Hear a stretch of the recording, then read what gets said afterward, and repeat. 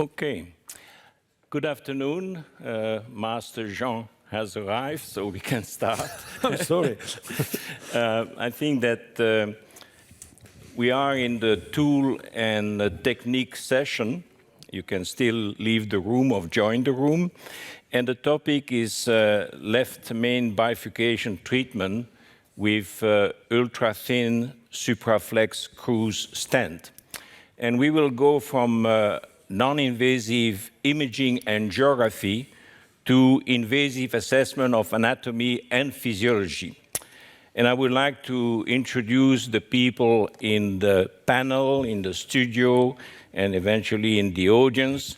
I am Patrick Serois from Galway, Ireland, and I will have the first slide.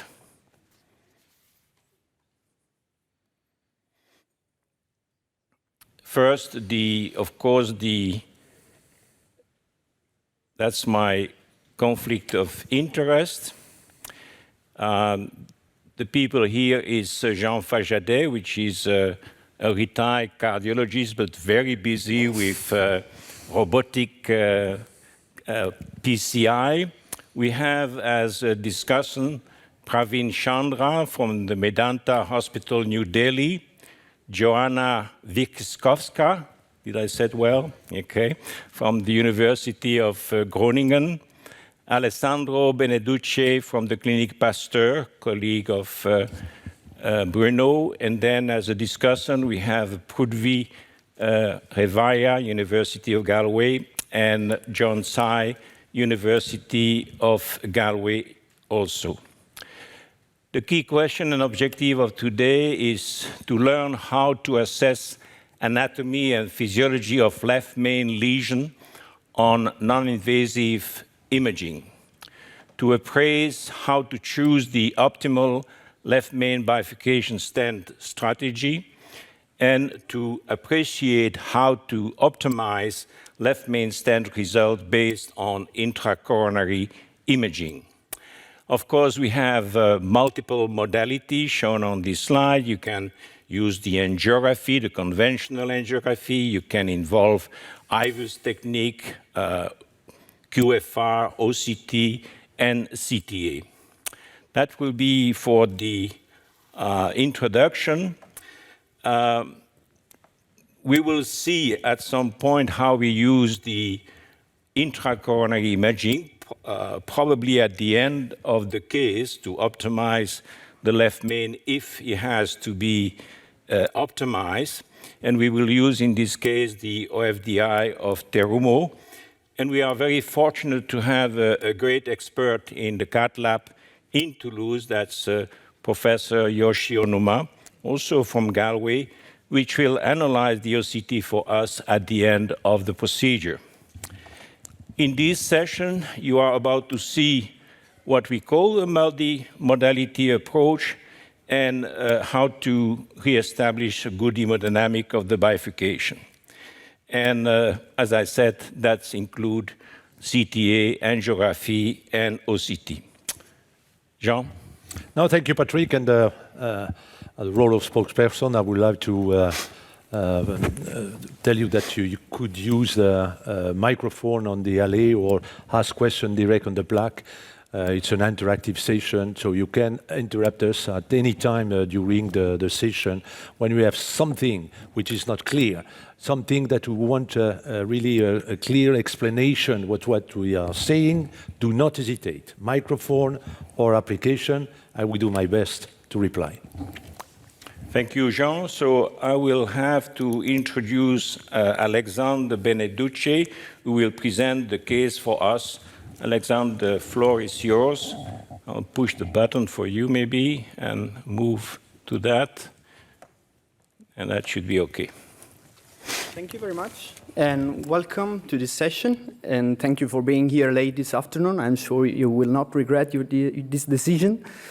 So let's move on with the case presentation. Today, we are dealing with an 81-year-old gentleman without a significant previous medical history who presents to our attention due to crescendo effort angina, which is now in CCS class 3.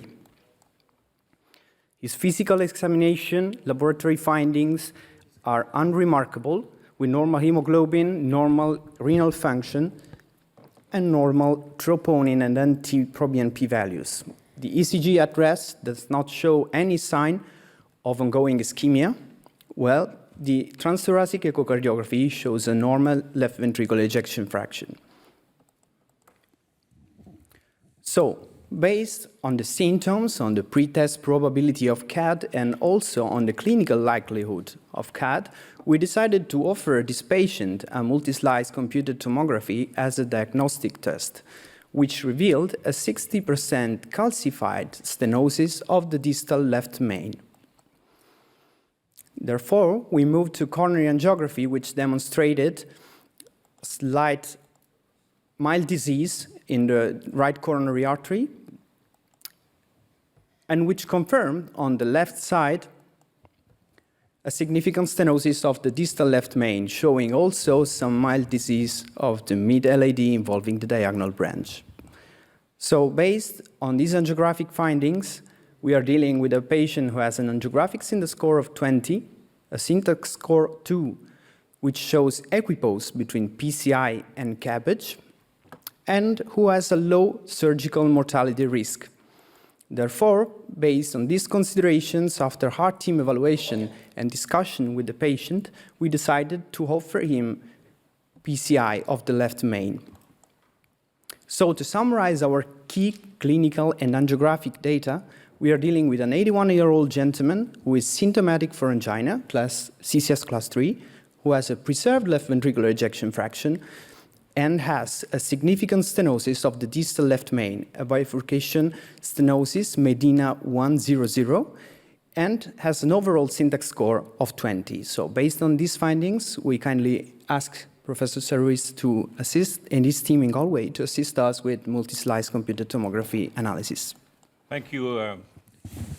Thank you, Alexandro. We will have now John Sai from Galway, which is going to review for you and for us the multi-slide CT scan of this case.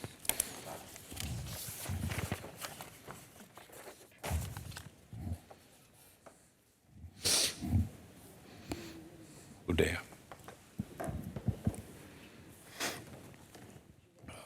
Okay, John. Good afternoon, everyone. Today, I'm going to talk about a diagnostic multi-slide CT scan and the CT-based planning for PCI of this patient.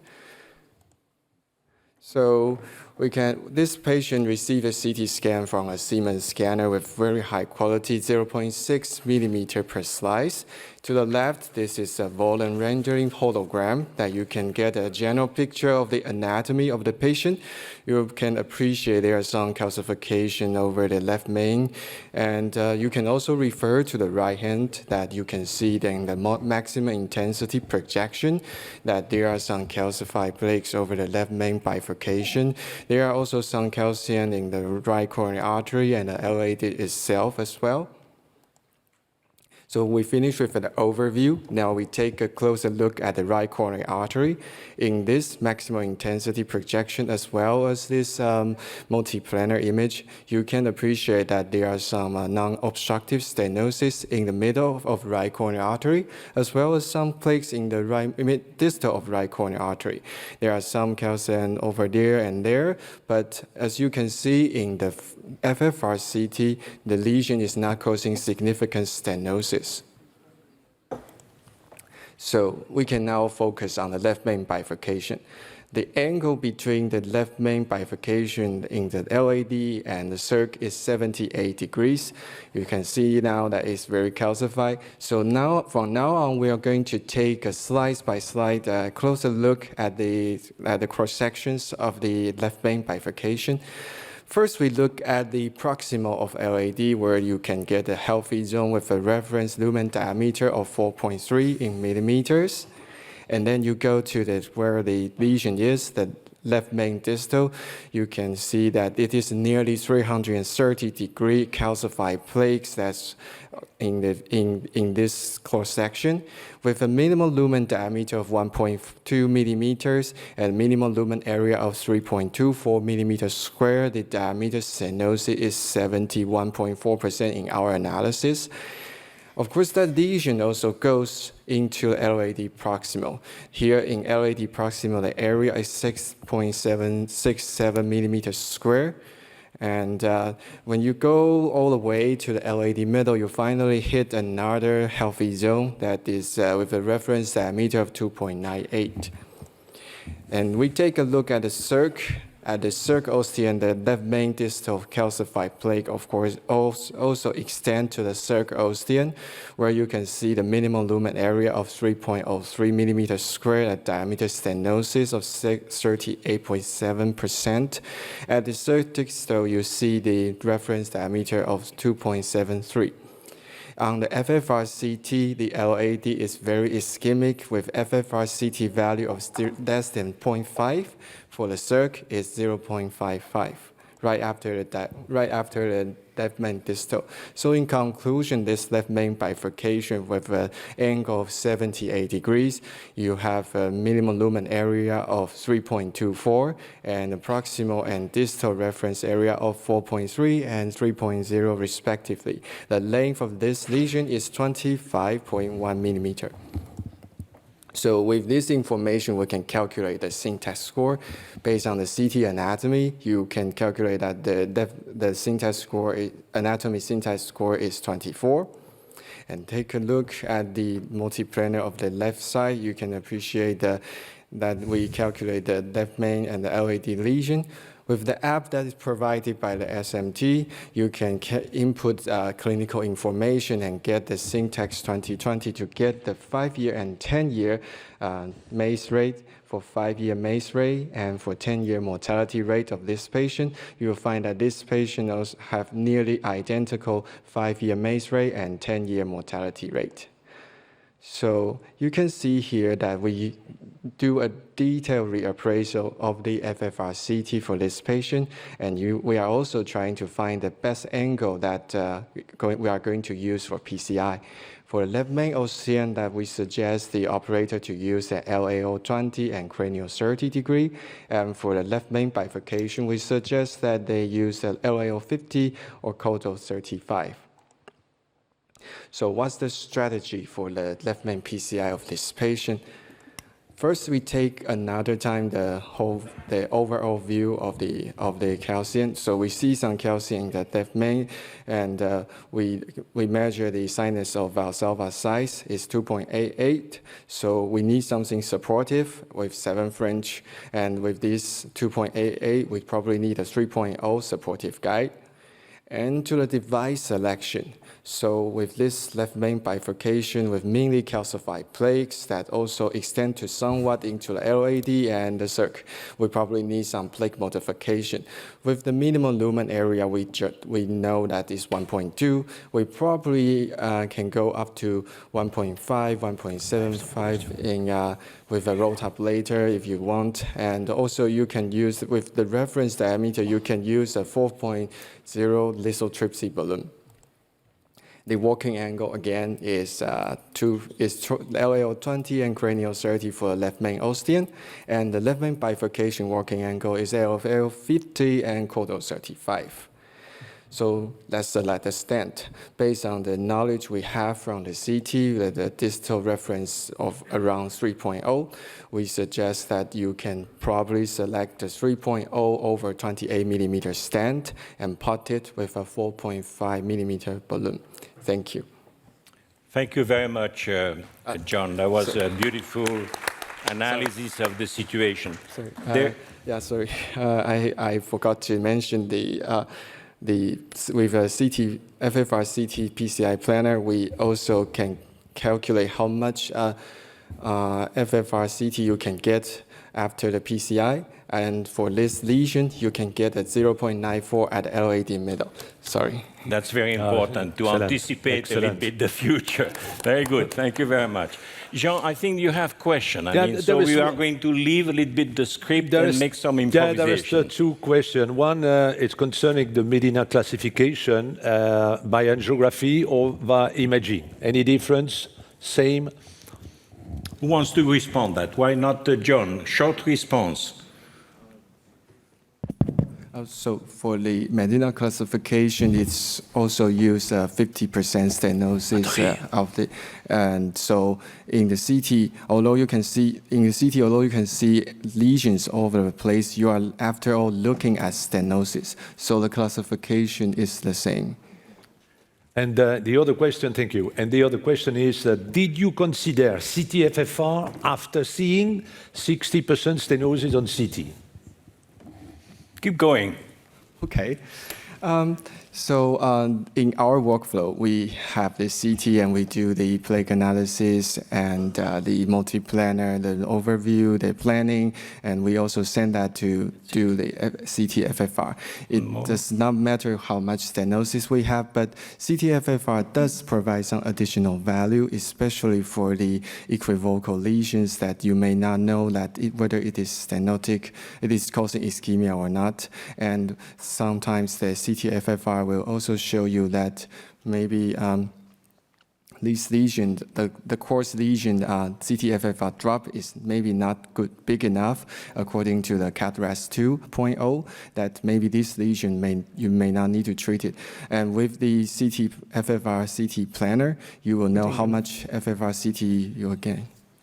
The last one, very short before giving the floor to Joanna. It's do we have any study for comparison of CT and IVUS in assessment of severity of lesion?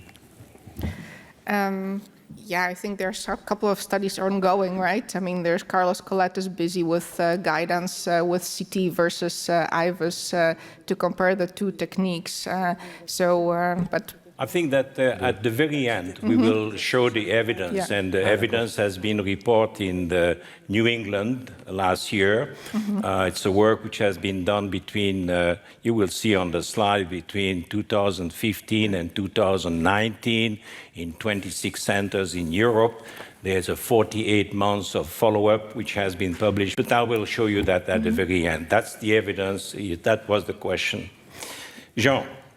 You had a question for Joanna, how she's going to treat that vessel. The treatment has been actually laid out perfectly for us. So I think the key here is that based on the angio, I probably would say circumflex is not so sick.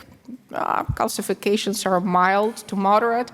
I would probably go for predilation, provisional strategy with one stent from the left May into the LAD. Of course, protect the circumflex branch, but hope that it will stay open, giving the almost 90-degree angulation, and that I would have a bailout strategy with maybe tap technique at the end.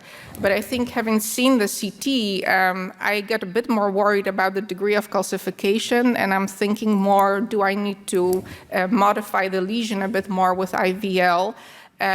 In order to prevent actually shift of the calcium and occlusion of the circumflex. Of course, given the resolution of the CT, I don't know, is it calcium that's superficial? Is it deep in the wall? Is it some blooming artifact still?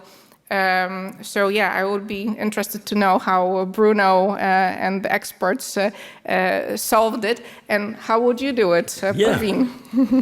Okay. So this is a very, very interesting situation where there is some difference between the CT angiographic image and the angiogram itself. And you rightly said that the calcium is not so visible on the angio rather than on the CT. So I think CT is very helpful. And in terms of choosing the devices and making a plan, so according to what I see on the CT and the angio now, the plan will be to definitely make it a single stent strategy because circ is looking all right. But certainly I will protect this circ with the pressure wire, because what happens is that it will continuously give me a surveillance of the circumflex through the entire procedure. And I'll only take the pressure wire out once the stent is placed from the left main into the LAD. That is number one. But before the pot? Before the pot, yes. And the other thing is that using a IVL will be certainly in my mind, and not using a rota because the lumen is reasonable. And also doing a cutting balloon after the IVL to have as much effect of preventing the side branch occlusion as much as possible, so that I avoid putting the second stent. So what is very interesting that I didn't know that the lithotripsy, the shock wave can destroy the sensor, but if you put the sensor far away in the circumflex, it will not happen. That's for me what I learned today at PCR, okay? So now the next question is, what about the technique? This is your turn, Pudvit, so you come here and I activate your slide, yeah? Just there. Good afternoon, everyone. So we know Supraflex Cruz stent system has ultra-thin stent struts. It is 60 microns in thickness. The unique characteristic of the stent is that there are dual Z connectors which are going from crown to crown, forming a LDZ link. So the alternate LDZ link gives good flexibility and trackability. And these connectors are alternated so that you have a very wide cell, including 4 valleys. This slide shows the mechanical performance of Supraflex Cruz stent in comparison with other contemporary best-in-class drug-eluting stents. We can see that the optimal crossing profile is quite good, around 0.97 mm. The force shortening is quite minimal, it's around 1%. And the radial stiffness, when in the context of left main bifurcation, which is very important, that the radial stiffness is good. And we can see that Supraflex Cruz has better and larger radial stiffness when compared to other class drug-eluting stents. And the mean push force, the Newton force that is needed to push the stent across the lesion is among the lowest. And in the context of bifurcation, one important thing is the cell design. So Supraflex Cruz has in the same class the highest cell area to work with, which is very important in preserving the side branch. So, of course, in left main stem, we use stents of 3.5, 4, and 4.5.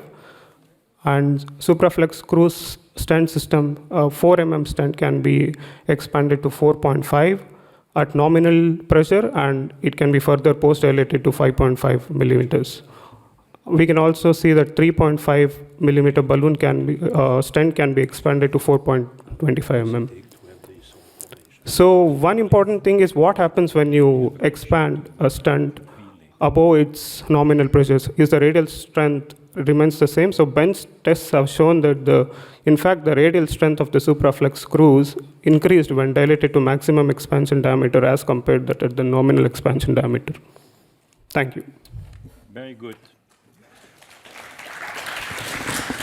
So very good. Now we have in the panel Praveen Chandra, and he has 3 slides on what we know about the Ultrathin Supraflex Cruz in main stem. 3 slides, yeah?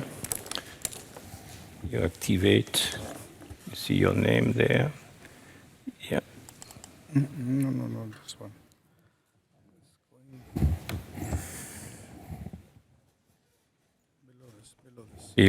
Above, yeah, above. Yeah, this one. Yep. Yeah. So as you can see here, I'm going to share with you whatever because we started using this stent maybe more than 10 years back, and this is a Supraflex family of stents. It kept and having some improvements at different points in time. And this is the number of patients who were treated. You can see here from 2012-13 to about now 23, and many of them are registries. And these registries, these were the number of patients who were actually treated for left main disease as well. And from the randomized trial, which was in 2019, the talent showed again 15 patients who were there in this trial for the left main treatment. So this is the information which we have gathered here, and the 12-month clinical outcomes you can see here for the left main in these patients, and these are the total number of about 8,000 patients of these studies. And here you can see that 92 of them were left main, and here the TLF was 4.09%, and the clinical indicated TLR was 1.59%, and stent thrombosis was 0.66%. So this information was very, very positive from these studies, registries, and then now we have, now the newest data, which is going to be much more in detail now, but here we have the information of about 53 patients from the multi-vessel talent trial, which is going on in Europe at this time, and 1,000 patients have already been enrolled. And these are 53 patients who were actually then compared, and these are the two stents which are being compared, the Supraflex Cruz, and this is the Boston Scientific Megatron or the Synergy stent. So here you can see that most of them were actually, here you can see the LAD extended to left main, which is a very common thing. And this is what we are addressing today, that if we extend these stents, how far we can go with the expansion limits, and then how much we retain the strength of these stents and the outcomes. And then LCX extended to left main is again a common situation which we see. Distal left main was treated in some patients, and the left main bifurcation was almost negligible in this because these patients were not in this analysis. And you can see that the various type of combinations were done: kissing plus pot, only pot, and all those, these combinations. And here you can see that this information is quite positive at this time, and certainly we'll have much more information subsequently when the whole study data is collated. Thank you. Excellent, Praveen, excellent. So now we have seen enough slides, Jean. I think it's time to go to the lab and call Bruno. And Patrick, question? The two questions concerning the stent itself, the presentation of the stent. The first one is after maximum expansion, what happened to the polymer and drug release? Yeah, I mean, I can answer that because I think that what is very important is that through the structures, this ring became very circular. So you have seen there is, at least from the mechanical point of view, an increase in radial. And of course, like every company, they have checked the integrity of the coating, and that's quite reassuring. We have no slide to that today. We should have thought about that. But I can tell you that what I've seen is quite reassuring. Okay. Yeah. And the second question concerning the device itself, how about its longitudinal strength? Alors, you have seen that on the slide. Maybe it went a little bit fast, but let's say that 1.2% shortening is what has been documented in the so-called ISO test, the test that you do on all tests. So I think that's a general percentage, but it's valid for almost all length and so that's also pretty good. I think it's in number 3 position compared to all the stents that we have. So very, very close to the best in class. Yeah? Excellent. Let's go to Bruno because he must be waiting now. Huh? We are on time. We are on time. Good news. Okay. So welcome to Clinic Pasteur. All the team is ready. We have heard already all the comments done by the panel. We have not seen in front the image of the MSCT, but I have seen it before, and it's a fantastic image that you have presented. And now we can go live. So the topic of this of today is to perform a distal left main PCI using the Supraflex Cruz stent. We have as a guest Professor Onuma, who will be there to do the OCT at the end of the case. Next. So next. So the key objective of the case first is to perform the distal left main PCI using the Supraflex Cruz stents to appraise how the new technology of MSCT can gain left main PCI, but I think that you demonstrated already perfectly. And after, to review what are the post-PCI OCT parameters to achieve for the safety of the patient. So the procedural strategy, we choose a 7 French guiding catheter because it's a left main, quite large, and so we will be more comfortable with a 7 French guiding catheter.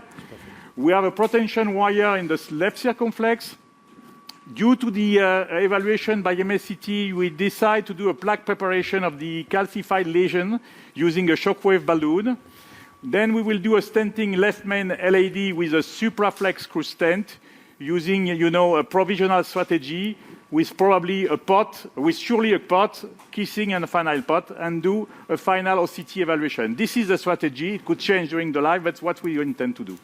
So about all the tool and technique, we will use a Shockwave 4.0 millimeter balloon. We will address that because the MSCT side maybe, you know, the left main was 4.25, the LAD was 3.0. We have reviewed the angio and discussed with you why we will choose the 4.0.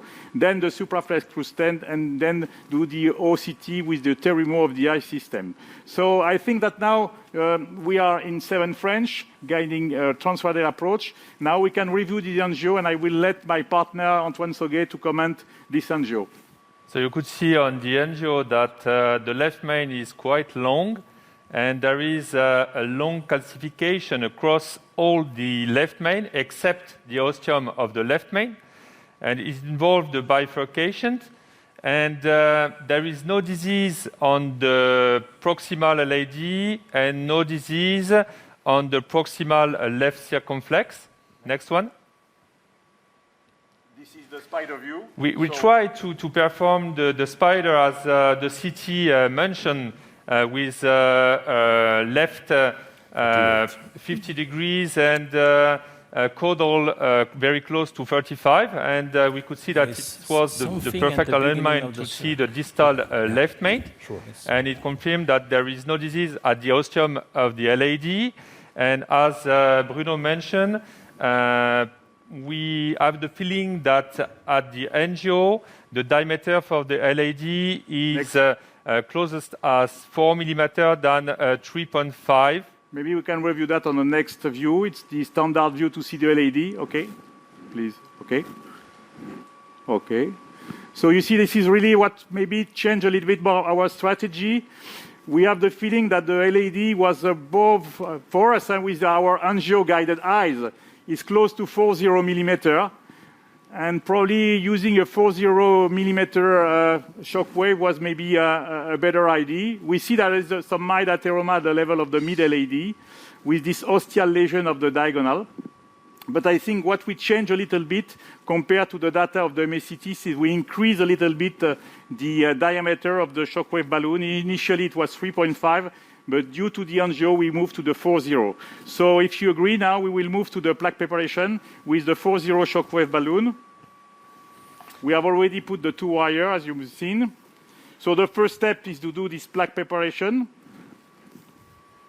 with the 4.0. So I don't know, Patrick or Jean, if you agree with this modification of the strategy. Yeah, I think it's you know, the multi-slide CT scan is very reliable if there is no disease. Okay, that's pretty sure. You saw the origin of the main stem, 16 millimeter square. When you have a lot of calcium, there are what we call the blooming effect, and then you may have some underestimation of the vessel area and overestimation of the narrowing. So you have to take that into account.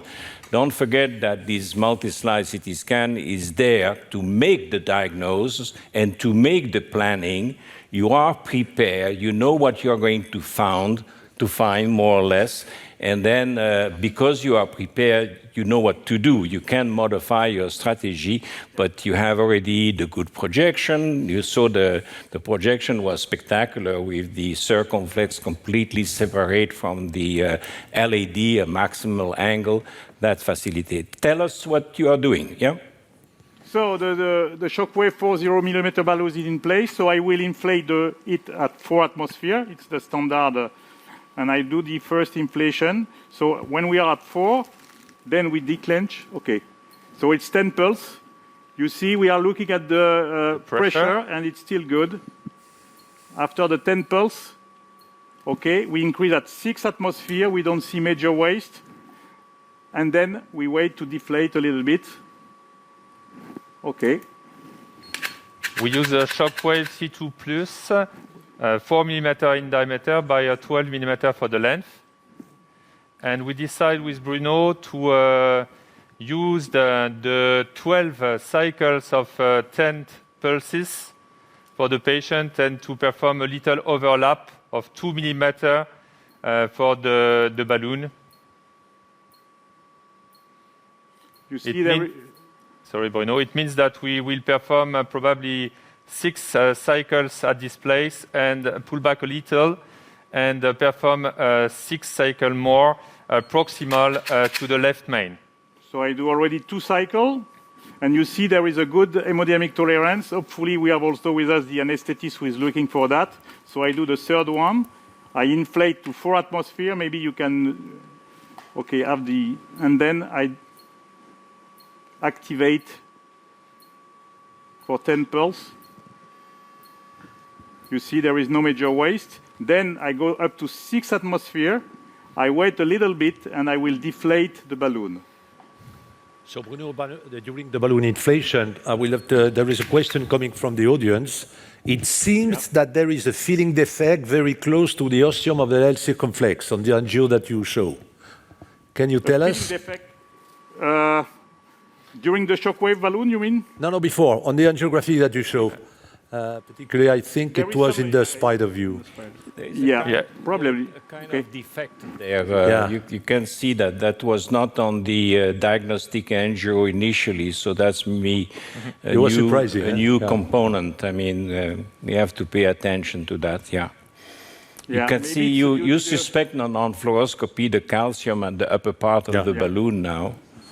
And you see that the balloon is pushing a little bit the calcium. So we have done already 4 cycles. We could perform 2 cycles more. We could discuss what to do in case of decrease in the pressure, and if the patient not tolerate the inflation of the balloon in the left main, we could divide it at 5 pulses and deflate the balloon and not deliver the 10 pulses for the patient. But for the moment, the hemodynamic tolerance is good. We see on the ECG some modification, so probably we will leave a little bit the patient to recover. It's important to notice that. Okay. We have already done 4, maybe 4 is, it's okay. We will wait a little bit. Bruno, what is really important with the shockwave balloon is not to deflate during the delivery of energy and wait a little couple of seconds before deflate the balloon after stop delivering energy. Concerning the shockwave balloon, there was a question which is the following: how to make sure that 10 pulses are enough to go for more?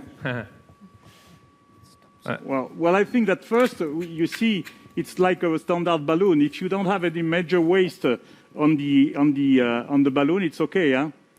So I think that we don't see any major waste on the balloon. We will see. Maybe you can zoom on that, but I will inflate the balloon a little bit now at 4 atmosphere. And you see, I will deliver. We are a little bit more proximal.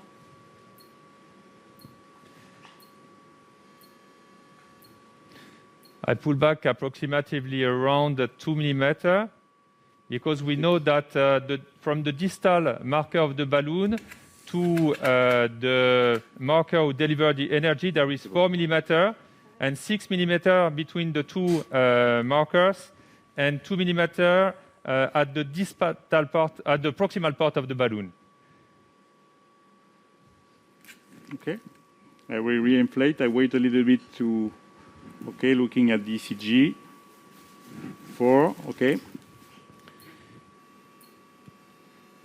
Okay, I do a... We know we could magnify on the image, probably. We will wait.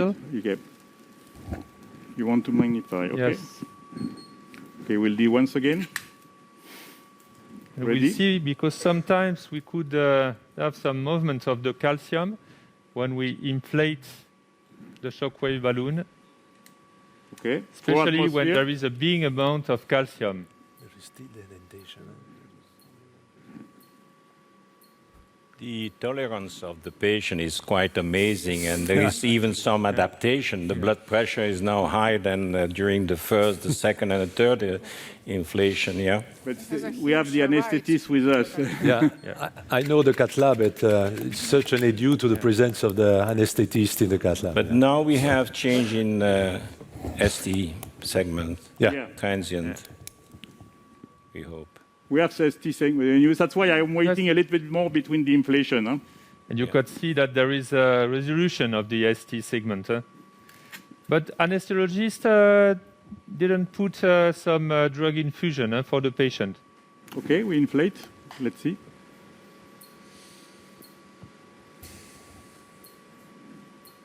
So how many inflation you are doing in general? I mean, I think we are already number 6, if I'm wrong. I'm not wrong. A little bit more. Here we are at 9 cycles. And normally we try to put all the cycles for the patient. If possible, we do all the pulses that we can give, because we have seen in the last French registry that one of the key success of the procedure was related to the number of pulses that was given.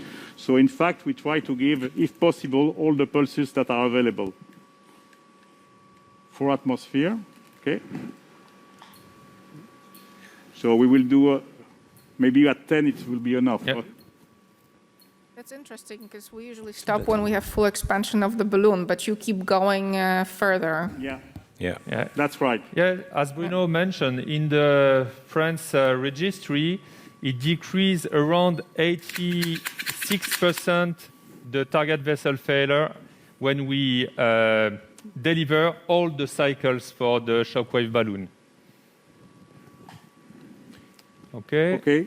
So we will remove the balloon and then make an angio to see what is the actual effect. Normally, after the shockwave balloon, we are directly going to the stenting.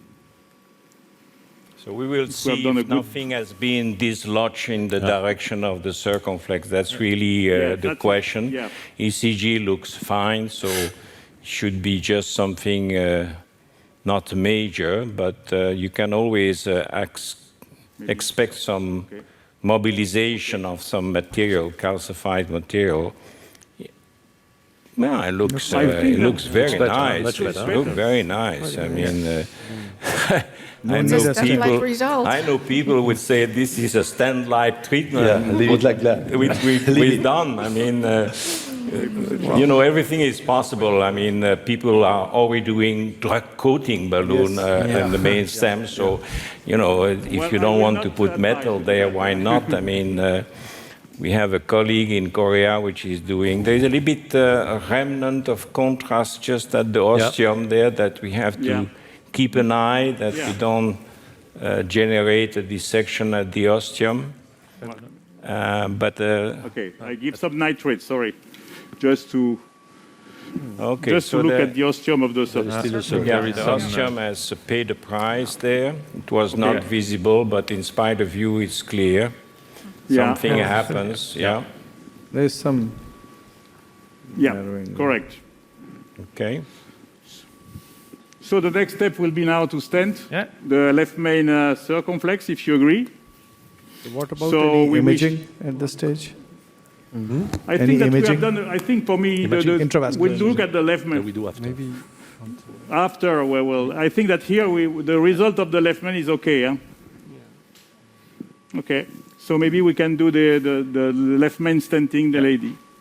And we choose with Bruno to implant Supraflex Cruz 4 millimeter by 28 millimeter 24 length. Maybe 24, because remember we will go deep in the LED. I think the shockwave balloon is 12 millimeter, and we use probably enough. 24, 20, even 20.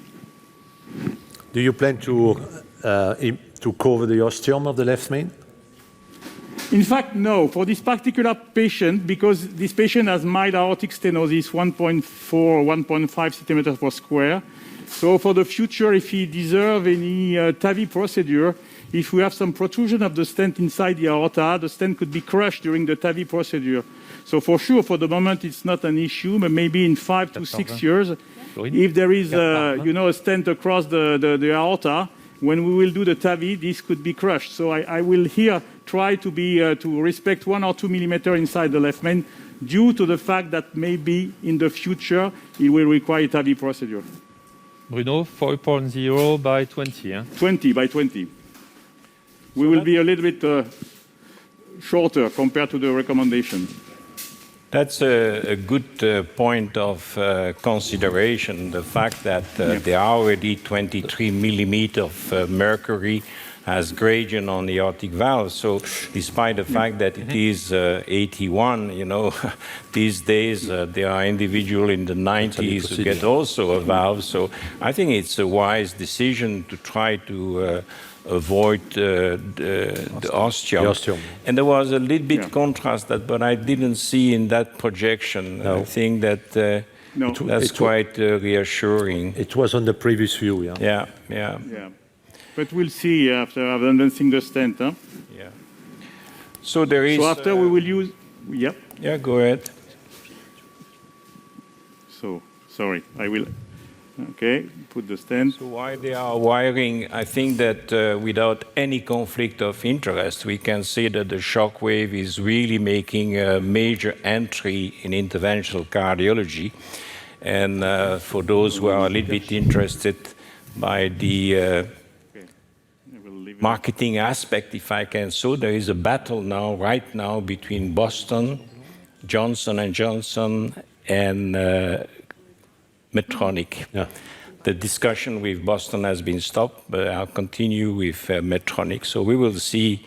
But it's amazing the impact that it has. I've seen, I think, an increase of 72% in the use of these technologies. So, and once again, I've absolutely no conflict with this technology, interest with this technology. Okay, the stent. Oops, okay. The stent. So it's a 40 by 20 millimeter length. Yeah. Supraflex. Okay. Maybe you have to advance it a little bit. You see, 20 was enough for me. Huh? Hope we will not have a distal dissection, but I choose the 40 due to the. Maybe we have to advance a little bit more. Yes. Yeah, definitely. If we don't want to cover the ostium. Huh? Advance. We see the up to the calcification, I would say. we see the image, the contrast on the top of the left main. This is not so bad, I think. Maybe we can pull back a little bit just to control this image. Probably due to the guiding, yeah? Could be, Just over there, Bruno. Yeah. Okay. Yeah, that's correct. That's good. Yeah. How does it look in the cranial? Yeah, okay, I will do, okay. And Bruno, you will not inflate at 8 atmosphere. 8 or 10. 10 is quite nominal. Yeah. Okay. So we nominal, then we will remove carefully the balloon in order to avoid a deep engagement of the guiding, because at this moment you can damage a little bit the proximal part of the stent. So you have always to remove that very carefully, especially when you deal with a very large stent. Sometimes. Okay, let's see what is the result for the moment. We don't see any ECG modification. Okay, for the moment, so far it's gone well. Maybe we can go to the first to the LAD to see if there was no distal dissection. 4,5-12. 4,5-12, yes. Okay, let's see. Okay. It's only the spider view which give you a good no, information. But what I want to check the LAD distal to the stent to be sure that there is no distal dissection. Yeah. This is correct, and we will go now to the effectively to the spider view, the 50-35, if we can. Okay. So I found the information of Praveen really interesting, that before doing the pot to have this pressure wire there, and then if it's okay, you pull out and then you do the pot, and you have heard that you can do lithotripsy along the pressure wire, that it will damage the sensor if the sensor is close to the shock wave, but not if it is far in the vessel. I really learned something today, yeah? We could also do a QFR. Yeah. So in many cases where we did the IVL on the pressure wire, especially in the LAD, there was no problem. But then when the pressure wire was in the side branch and we are doing IVL, then the pressure wire sensors would just go away and no tracing could be found. Okay. So we are looking very carefully now to the ostium of the circ.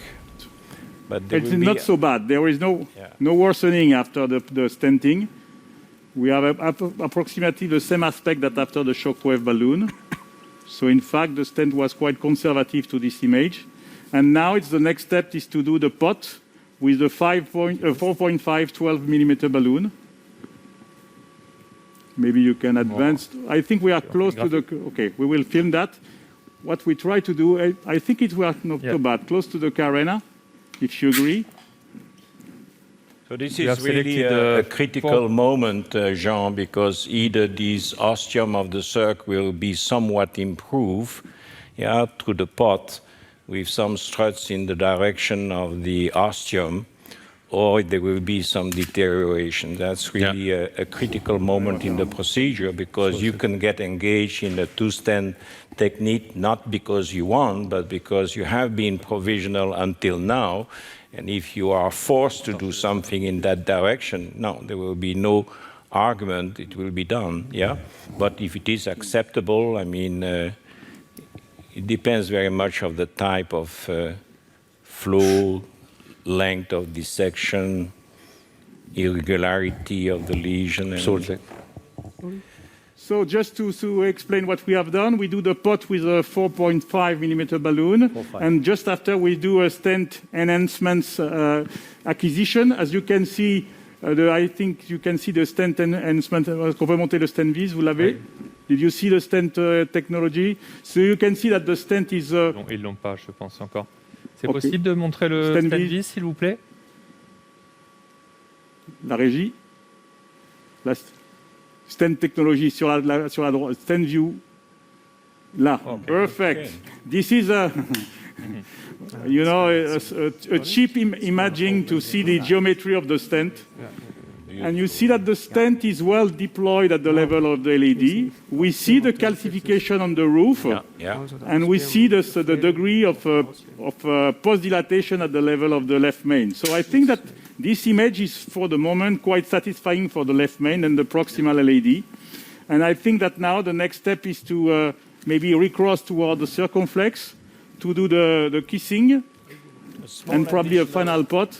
A small additional point is that the remnant of the contrast is behind the struts. Yeah. That's good. Yeah. That's good. Yeah. Probably you have sealed some kind of dissection there, just enough. Correct. Yeah. So you have the wire. So the next step will be now to recross. So what will demonstrate Antoine is to go toward the LED with like a loop, and then to try to jump in the distal cell of the stent to go toward the circumflex. That's the plan. I will say that's what we try to do. I hope that we will be successful. Okay. So first of all is to go in the LED, if possible with a like this with a loop. Then we will try to detighten the loop and to jump inside the circumflex like this. So we are sure we are in the good part of the stent like this, and then to re-advance. So probably there is here. It's a matter of time sometimes. Okay. Trying to get through the distal cell. Yeah, that's to get the distal cell, yeah. Maybe it's a little bit more. Or we could change in the view of... You want to do another view? Sometimes the loop creates too much kinking in the wire, and then it's less steerable, I would say. Yeah. But with time, okay.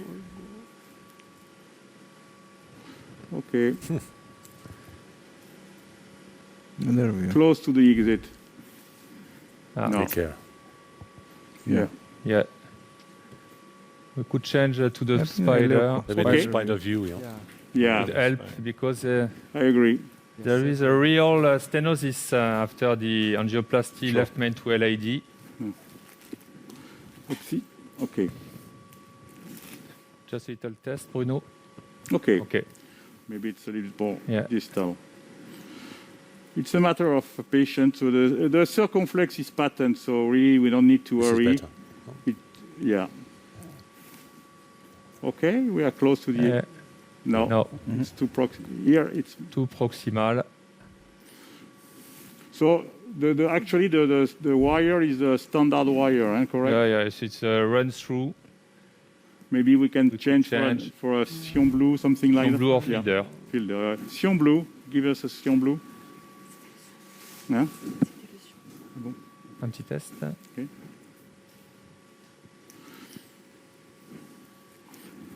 Yeah, this is better. Okay. Test. Okay. C'est bon. Yeah, that's it. You know, it's just a matter of patience. Really, it's the part of the situation, the case of the procedure that you have to take time. There is several parts where we have to take time. When we remove big balloon from the left main, because you can have a deep engagement of the guiding, and you can crush the stent. There is this part also. It's a matter of patience. Alessandro has a question.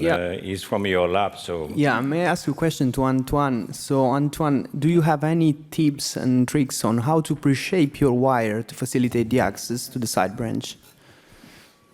Yes, in this case, I have the feeling that the angle is very close to 80 degrees, and that's the reason why I put two different shapes. One very short, with around 45 degrees, and the second one very close to 45, and it means that the two shapes are very close to 90 degrees. So maybe but now two different shapes. You remove. Now we will remove the first wire on the left circumflex. And once again, you have to take care. To be sure that the guiding catheter doesn't engage too much the LA you see, left main. The guiding catheter was very stable. He made some counter pulse on the guiding in order to avoid a deep engagement. And now we will advance a 2.5 millimeter balloon for the circumflex to do the kissing, and a 3.5 for the LAD, probably, or 4.0. I will say maybe 4.0 for the LAD. 2.5 for the left circumflex, and 3. Or 4, maybe we can 3.5. 3.5. Okay, 3.5. Twist, find me. It's always when you try to change the wire, then it costs, That's the kind of mysterious things in interventional cardiology. I'm going to change the wire, and at that time it's going to... Like the wire feels the pressure. Yeah, that's the I always say to the nurses, please start to threaten me with something.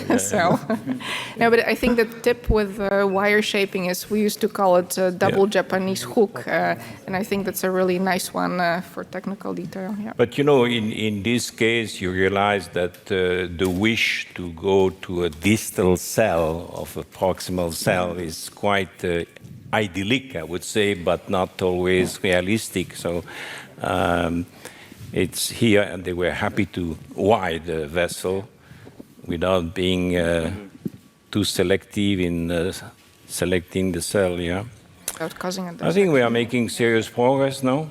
Any question, Jean, that from the auditorium? There was a question concerning the plaque preparation for Bruno during this time Antoine could work.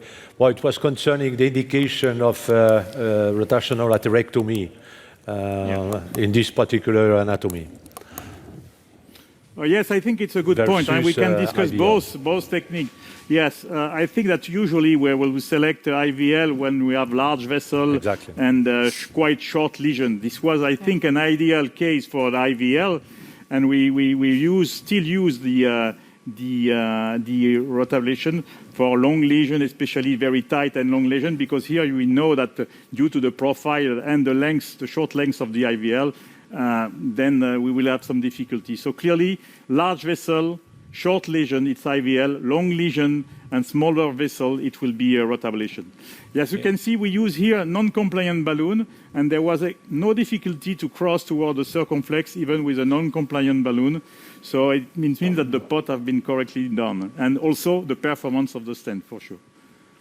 There is a question which is not the case today, but if we had to perform IVL in the circumflex, what kind of wire do we select? You mean, okay. In other words, talk about the support of the wire, the backup of the wire. I think do you need a special backup for a shock wave or not? No. Okay. Usually I use my standard wire, but effectively the profile of the IVL is not optimal. So you need to have a good support. But what makes the sense is the guiding catheter, and also maybe sometimes you need to do some preparation with a 20 millimeter balloon. But the wire could be supportive, but it's not a main issue, I would say. On va passer peut-être en spider. Juste pour Okay. But in case of failure to go across the lesion with the IVL and with the conventional wire, as Bruno said, we could perform some predilatation with a very small balloon, 2.0, before the use of the IVL balloon. Okay, I think that we can advance a little bit the circumflex balloon just to be sure. Okay. So Bruno gave very clear answer about when to use the rotablator and when to use something else. In terms of OCT, we will not see that today, but the appearance be after rotablator, after orbital, after cutting balloon, and lithotripsy is quite different. I mean, you see really trenches with the cutting and with the lithotripsy technology, while with the rotablator and the orbital, it's more a knife cut in the plaque, quite concentric. And in general, with rotablation, it's more superficial, the calcification, and with the rotablations, with the IVL, sometimes we can treat some deeper with the calcification. I have seen the combination of both. I've seen a very severe calcified lesion, first a small burr, 1.25, and then they were able to advance the shock wave, which is a little bit bulky. I mean, we have to say the thing like they are. You know, here you had enough lumen to put your IVL balloon immediately. I mean, if you were to do this with rotablation, you would have to go to 1.5 and 75 burr, which will cause a lot more embolization, etc. So I think it's a neat way to do it with the IVL. But as you mentioned, when it's an extremely tight lesion, you can make a progression from one to the other. Yeah. What I like in the situation already now is that the contrast go briskly in the circumflex. You don't have any slowing down of the contrast. I mean, that's already always a good information, yeah. And it's very short. The abnormality is very short, so might be fixed with the balloon. Yeah? I think that the result for me is not, I would say, perfect, but it's satisfactory if we want to do provisional strategy. I think that we fixed the left main. We have a nice result on the left main LED. There is some residual stenosis on the circ, but it's not, really critical. There is no evidence of dissection. What I suggest is do the final pot with a short balloon in order to be in front of the carina, then to do the OCT imaging and see with the OCT what we see on the ostium of the circumflex. If I may add something, I would say that it's really interesting to see the sequence that you adopted for the kissing. I mean, you just postulated very well both the branches independently, and I think that this is very useful in cases like this when we have dealing with a calcified lesion on the main branch, and then you perform the kissing. I think that this sequence is also very interesting to see. It's our standard of practice. Is to do sequential and then final. And what is important also is to deflate simultaneously the two balloons. Yeah. And as you can mention here, we use a 4.5 shorter NC balloon, 8 millimeter balloon, in order not to go up to the carina that we have done the kissing. It's just to reshape the proximal part of the stent. And if you agree, now we will be ready in the next minutes to do a final angio. And then we will have a short lecture about the OCT. We will do the OCT and show you what is the result of the OCT. Maybe now we do some angio to look how is looking the ostium of the circ. Probably the first one will be this one, but just for this. Okay, then we can go in the. Looks good. Okay, let's see now in this view the ostium of the circ. That's the main point. I think that for the left main LED, we see that the results are quite good. If I have to make a guess, I think that with the OCT we could see a little bit calcium being pushed in the ostium of the circ. That kind of translucency might be. We'll see if Yoshi can catch there on the OCT. That's an additional stent in the circ. That's not too bad news, I think. No. Yeah, if the lesion comes back, you have prepared your entry into the side branch, and you can always easily put in a stent later. Yeah. Big vessel. Okay. So maybe Yoshi, you are ready to do your presentation about OCT. So we will leave the place to Yoshi, and then maybe we have to decide what to do on the ostium of the circ. Okay. I have to do that from here. Okay. Let's talk about the role of the OCT in the left main PCI. So the first slide is, in general, what we could do with the OCT in the left main PCI. In this particular case, pre-procedural planning was already done very nicely by the cardiac CT angiography. So I will go to the OCT during the procedure and post-procedure optimization. Next slide, please. So the next slide shows that the after putting the stent with the provisional approach into the left main to the LAD, you do the recrossing, and if you are not sure about the wire position, it is good to see the OCT to exclude to avoid the external wiring. As shown in this video, you can see that the wire is completed outside of the stent, and if you do the kissing balloon, you can see that the metallic carina will be really pushed into the LAD. Go next slide. Other consideration is to look at the opening of the circumflex side branch, and in general, it's better to take the distal cell to achieve the optimal opening of the side branch in the end of the procedure. Go next. You can also look at the deformation of stent. In this case, we put the stent into the left main to the LAD. After recrossing to the circumflex, balloon didn't go through. I think in this case, the operator was very careful not to create this kind of deformation. But in this case, you can see that the formation longitudinal shortening of the proximal part of the left main stent due to the guiding catheter maneuver. Go next. In case of the calcification, maybe you need to use the adjunctive therapy. Go next slide, please. You can see that effect of the adjunctive therapy, such as the lithotripsy of the rotablator. Go next, please. For the lithotripsy, you can really see the breakage of the calcium, and also for the rotablator or the OAS, you can see that how much lumen was gained by doing the OCT after the such a procedure. Go next. In this case, I think what is most important is stent expansion and also the opening of the side branch. Stent expansion, because it is a bifurcation, it's important to create a fractal structure, and it's better to have assessment of the minimum stent area and reference area for each segment, in this case LAD and left main. If you cannot really do the reference area measurement for the left main, you could potentially use the absolute value of the expansion. This is a Kang's picture for the IVAS based on the IVAS measurement, 8 square millimeter for the left main, 7 square millimeter for the polygon of the conference, and 6 square millimeter for the LAD, and 5.0 square millimeter for the circumflex. I think go next slide.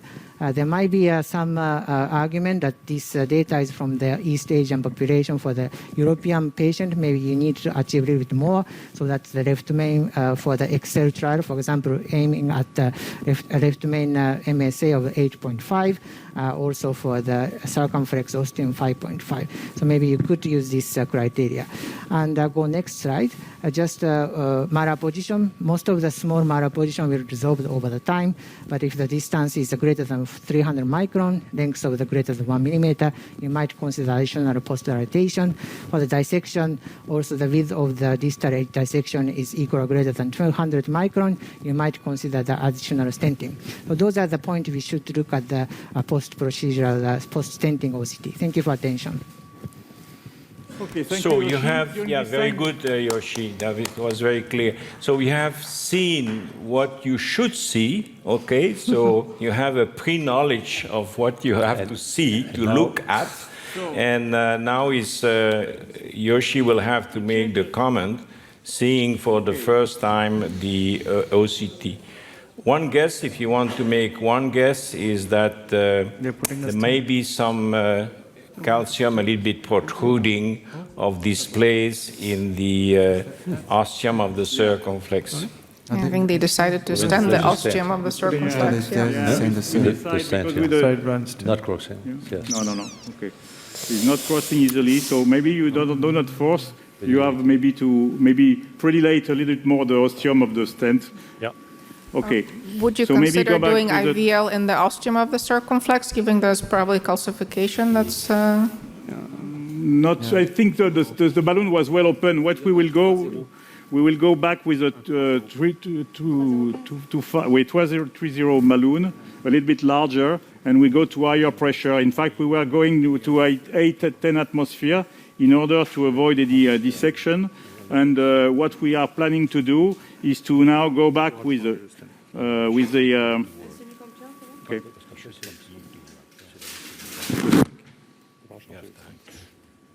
Yeah. So we go back with a 30 balloon, a little bit, it's a non-compliant, and we will go to higher pressure in order to fully open the struts. And for sure, I think it's not the strut of the cell, it's more the calcification, as you mentioned. Yeah. So I think we need more preparation here. Okay. Sorry, my eyes are now too old. Okay, it's okay. You know, you have seen all the possibility of opening a distal, a proximal cell, and then you can eventually create a new metallic carina, and to rewire that or to cross with a balloon is not an easy thing. The people want to use drug-coating balloon after stenting. Bruno Scheller will tell you, be careful, because the struts is going to scrap the coating and the drug for the balloon. So there is still a lot of work to be done in that thing. But we are pleased to see that it is crossed now. Yeah. No problem. I think we have to pull back a little bit. Okay. Yeah. Yeah, On va reprendre un nouveau stent de 75. Hein. De 75. Ouais. Okay. We So will it's plate at 12 atmosphere with a non-compliant balloon, yeah, 3.0. 16 atmosphere. By experience, I know that if there is some calcification, the best is to go to very high pressure in order to, crack a little bit this. So maybe we have to check.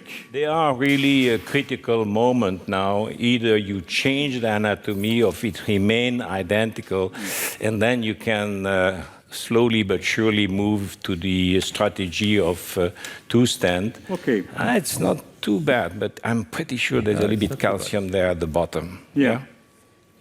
Or maybe Yeah. is it a dissection down? Oh, maybe I don't know. A combination of a now little it's bit contrast behind and a piece of calcium there. Yeah. That translucency is quite clear to me.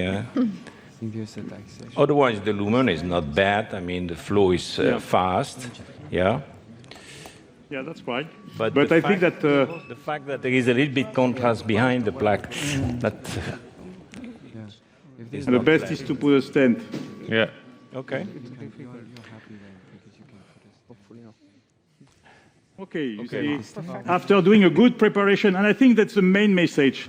When you have a calcified lesion, you need to prepare the lesion. Whatever technique, but you need to prepare the lesion. And it's a clear demonstration. Here we have some difficulty because we were a little bit conservative doing the kissing.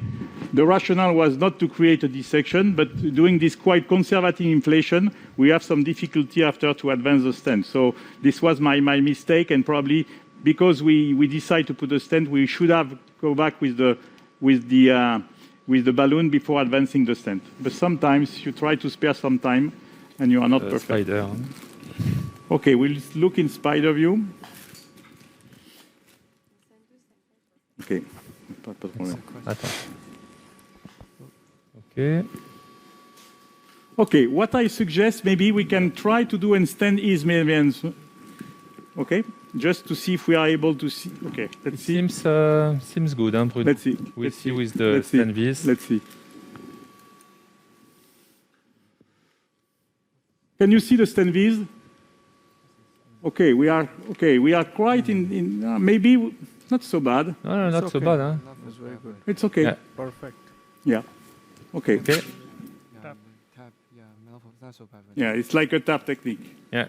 So the way we look here, the marker of the stent and the position of stem, I would call that tap. Do you agree? Minimal tap. Of a micro tap? Minimal tap. Of a major tap? I mean, that's all the question. It's only the result we will tell us how far. But if you look at the last, just beyond the marker, is really... What we have done is to deploy the stent at nominal pressure, then we pull back the balloon a little bit, so we are able to deploy at higher pressure, that is 12 and 12. It's 20 now, and then, now we go to very high pressure in order to deploy completely the stent at the level of the ostium of the circumflex, and now we are ready to do the kissings at nominal pressure, both. So first step was to deploy the stent nominal pressure, then to pull back the balloon a little bit at high pressure in order to avoid the distal dissection, and then to do the kissing. And then we will perform the repot. The repot with the 4.5 8mm stent. First, we will do an angio to see that everything is correct down to the stent. So we have changed the strategy. Initially, we seemed to be provisional, but the result was not perfect at the level of the ostium of the circumflex. That's why we moved to the tap. Wow. Nice. Okay. It's quite good, hein? Yeah. On prend le 4-0, le 4-8, Yeah. le 4-5-8. Yeah, 4 minutes I can talk. Et après, on va préparer l'OFDI. Yeah. Vas-y. C'est sûr, celui-là. Ok, c'est celui-ci. Ouais. So, for 5 minutes.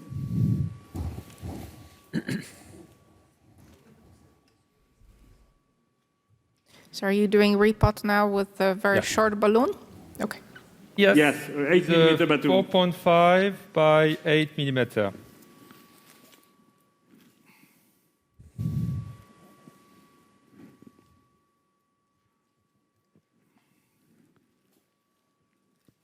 Okay. Yeah, I want to ask. Okay. What was the size of the stent? So the kissing was done with a 3 and 4.5? Or 3 and 4? Yeah, no, the kissing was done with the 275 balloon of the stent and the 3.5 for the LED. Okay. 2.7. Okay. Yeah. 6.5 double 13. Yeah, it's a little bit more than 4. Par l'OFDI, ouais. My feeling, but I am maybe, about my eyes are saying me that maybe the stent of the left main have been a little bit crushed when we advance the stent of the circumflex. It's my personal eyes, but maybe can you advance the balloon back? And I want to do a stent vis. We will compare to the previous stent vis, but I have the feeling that maybe the stent, despite our effort, let's see. Some short. Sorry, but it's my eyes who are speaking. On voit sur le déjà. Okay. You can also do it with OCT. Yeah, the stent has shortened. You don't trust your eye. The stent has been, I think the stent has been shortened. Yeah. Clearly. Because you see that contrast. Now the contrast. Yeah. Bruno, before. Yeah. So it's you see, we do all our best to avoid this, but this situation happens. So maybe we will need a short stent in front, 4.0 by 8, in order to correct this, because here the stent is not fully covered. 4 par 8. You see, and once that's an important message. Each time you try to force during a left main stenting, you can have this problem. Longitudinal compression. Yeah. Stent. And that's, I think, a main message. Jean, what do you think happens there? Because is that something which has moved forward, or is that something that has been shortening? pushing one metal in the other. What will be, because the picture of the boost stent is very clear. Huh? Yeah, but I think it's a little bit shortening because we could see the, the image, more dense image of the stent proximal to the carina, and this is certainly the double layers of the stent. So maybe because the stent was not post-dilated enough with during the pot, because when you look at the size, it's at least a 3.5 or a bit more LAD in proximal. The LCX is around 3 millimeter. So we anticipate that the diameter of left main should be close to 5, 4.55. So here we choose a 40 millimeter stent. We will, after maybe post-dilate with a 508 millimeter balloon. Yes. In order to reshape everything. I think it's safer. It's a good option to post-dilate with the 5.0. Yeah. So this is the third stent? Is this the third stent? Yeah. We want to cover this small remnant of contrast there, definitely, So this without going up to the osteum. So it's, A little bit in front of It the moves again carina. this time. It has moved. Yeah. Okay. any question of the audience Interesting, by because electronic of going to the microphone? 5-0. The stent is left main crushed, isn't it? Yep. Yes, I think we have the answer. 5-0. Is it I a think we will longitudinal use a 5-0. stent compression? Could be. Could be. Because we, And when then there was we a get question to on the Nice. imaging in the LCX, but this will be later. We'll see later at the end of the procedure. Yeah. Yeah. Well, we have to keep an eye on the time, yeah? Yes. Because I think that We have I maybe think we want time to just see really the final result OCT. angiographically, and then at some point Clear of the eye. we will have to short a little bit the program to be sure that we finish on time. Okay, so come back a little bit like here. Maybe we can do a stent vis acquisition. Okay. Strange. Okay. Is this a 5 millimeter balloon? But it's interesting because when we get with the wire to reopen the left circumflex, we enter with the total loop with the wire. It means that we are really inside the stent. Yeah. No, I think it's maybe when we try to cross with the stent of the circumflex, maybe here we push a little bit too much. Yeah. Or maybe when they remove the stand of the circ, the guiding. So what you can do is to do the I think the control angio now. Yeah. Yeah. Okay. Okay. So now maybe we have time to do the OCT. Not bad, huh? Yeah. I And like you can it. do a CT, I like it. Yeah. the run of a CT. Okay. Yeah. You Okay, want to OCT. move to Okay, so Praveen? let's go to So what you can do is Praveen. to you could record the run of the OCT. During Yes, this and time, then we we- have a You have to- discussion with Praveen, and we will come Okay. back to you escape. Okay. in perfect. So we have time to. in 5 to 6 minutes. Is it okay? Perfect. Okay, perfect. That's a good news.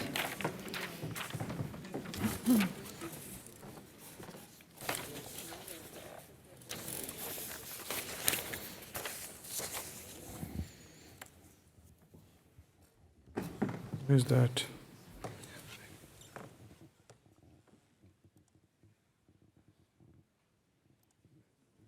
Okay.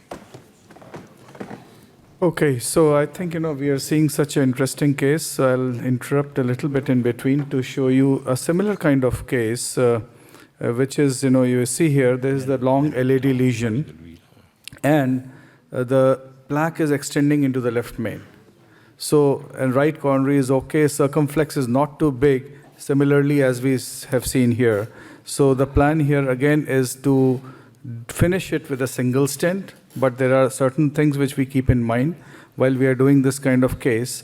And here you can see that, we are doing this entire case on a FFR wire, because the initial plan was to actually do a good balloon dilatation, cutting balloon, because it is a non-calcified, so no shock wave, and then probably leave it with just a drug-eluting balloon.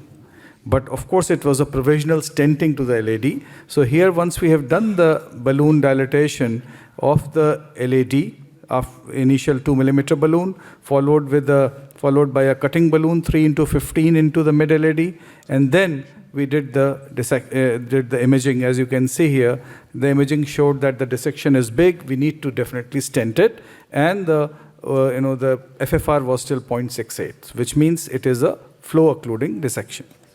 So this kind of strategy, which we use many days now, where we don't want to put a stent, and here you can see that this is the pre-stent IVUS. I think the picture is not very clear. The calcification was not at all there. It was a complicated long plaque extending into the left main. So we decided to take a stent. Now here the choice of stent is very important, and we had to take a stent which would expand, should have good expansion limits, because distally it is 3 and proximally it is 4.5. And so that is why we had to take a stent which had good expansion limits. So we took a 3x44 Supraflex Cruz from the left main into the LAD.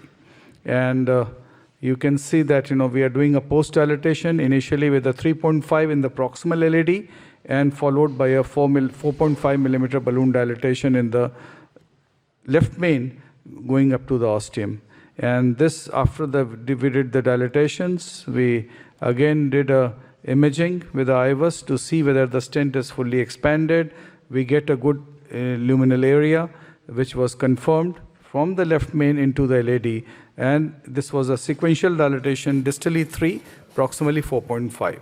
And no stent distortion, and the lumen was quite good.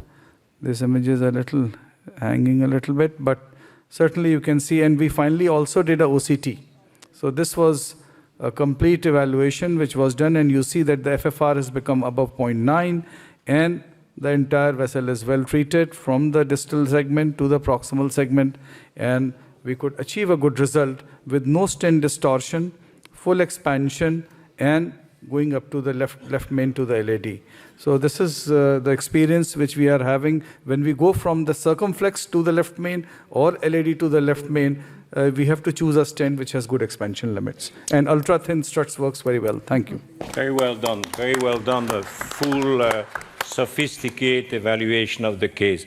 There is a question on the screen there. The question did disappear, but the question was, are we ready to perform ad hoc PCI cabbage with only multi-slide CT scan evaluation? I think that was for Alessandro, no? Yeah, so although I might admit that probably we're not there yet, I do think that technology improved tremendously during the last years. The quality of the image and the ability to assess the morphology of the plaque really are improved. And also CT offers, as we've seen today, the ability of providing a functional assessment. Therefore, I do really think that this approach in the future will change our cath lab planning, because this will really improve the way that we can plan PCI, and we could, for example, dedicate more space, more time to those cases in which we anticipate more complexity. I do think that this is going to be the future. Very good. I think we are discussing the OCT coming on the screen. Let me react to your question. I think the slide is not there, but are they ready for the OCT? Do we know that? I don't know.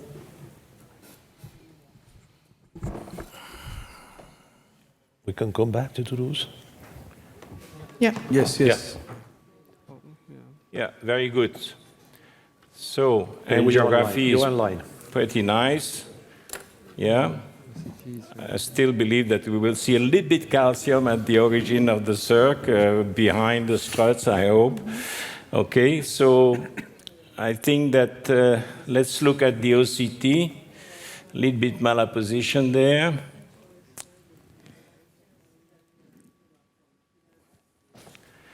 Yoshi, we are listening to you. If you can comment on online. I don't know if you are a good microphone because we don't hear too much. I don't know. Yeah. Maybe, can you hear me? You can, did you hear me? Do you hear me? Yeah, small Yeah. dissection. Okay. Yeah, small dissection, but it's not a big as we said, the 200 micron. It's less than 200 micron with a kind of the cavity, not the flap. So I think we can ignore that the dissection. It's most likely the clinically silent. And the opening of the circumflex, as we shown in the 3D, it's very good, and there's no protrusion of the significant protrusion of the struts.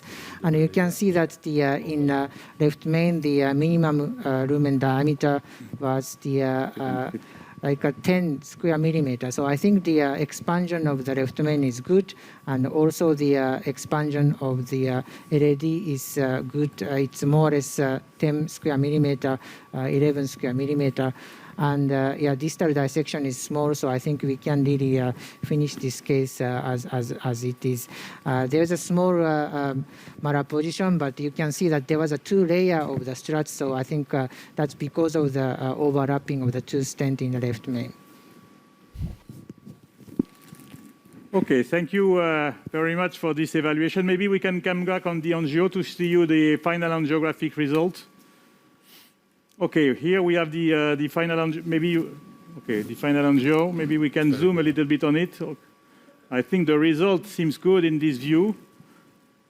You can see that the left main is perfectly open and the circumflex ostium seems okay. Very good. Next. This is in spider view. Once again, the results seems satisfying here. Yeah. Maybe small calcification, residual calcification at the level of the ostium of the circumflex.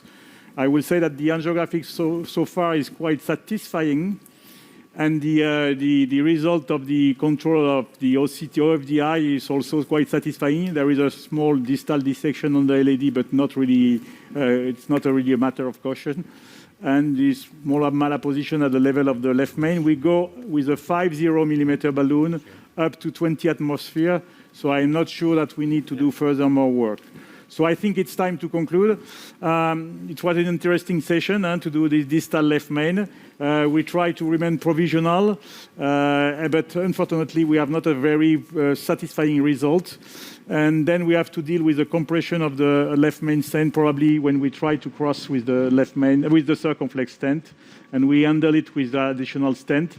And finally, we have the beauty and the advantage of the Professor Yoshio Numa to comment with the OCT, and you review with him the important criteria we need to achieve in order that the procedure will be safe for the patient. I'm quite sure we were not in the room that you have seen very nice MSCT image, and you are ready now to discuss for the future MSCT. Thank you very much. We were very happy, and also thank you for all the team of Toulouse, all the nurses and all the technicians that were there, and I hope that you enjoyed this case. Thank you very much. Thank you very much, Bruno. That was excellent. I think it's time to show one slide. Somebody in the room asked, where are the evidence? So I'll show one slide about the evidence. That was the question. I don't have to repeat. You have seen all the potential. But the slide I want to show you, and that's the last one, is this one. Where are the evidence? This is a paper published this year in the New England Journal of Medicine.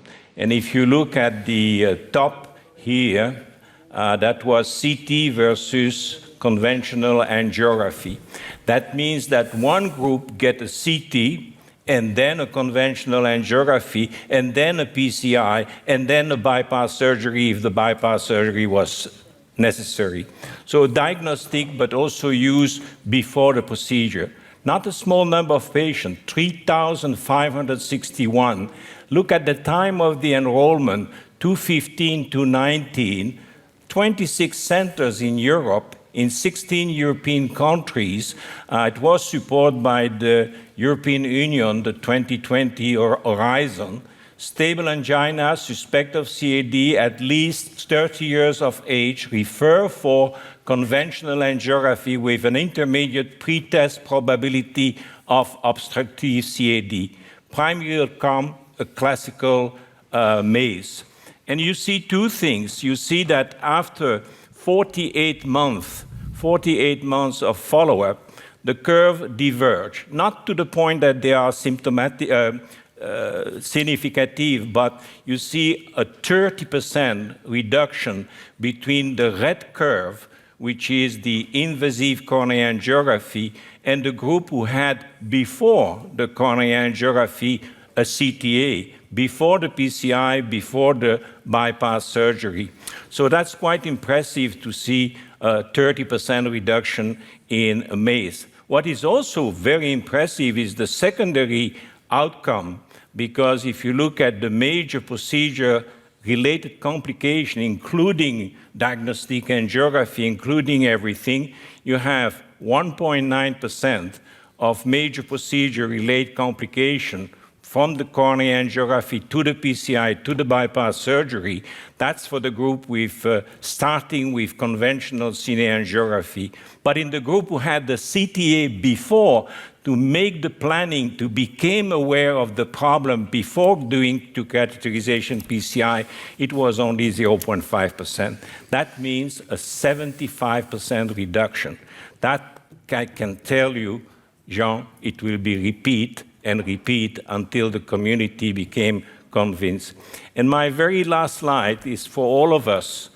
CTA is a safe alternative to cardiac catheterization for patients with suspect CAD that will likely change clinical practice worldwide by replacing invasive testing in patients with stable angina with an intermediate pretest probability. That's marked the way the chairman of the trial in Charité in Berlin. And then 2 questions for all of us before leaving. Multi-slide CT scan, a game changer that may change the gatekeeper. Go tonight and think about that. Great question. Is the gatekeepers will be the radiologist, the cardiologist, hybrid, the non-invasive cardiologist, the general cardiologist, the general practitioner, or will the interventional cardiologist remain the gatekeeper? That's a challenge for us, and I hope we will reconvene in 5, 10 years to see where we are. Thank you very much for your attention.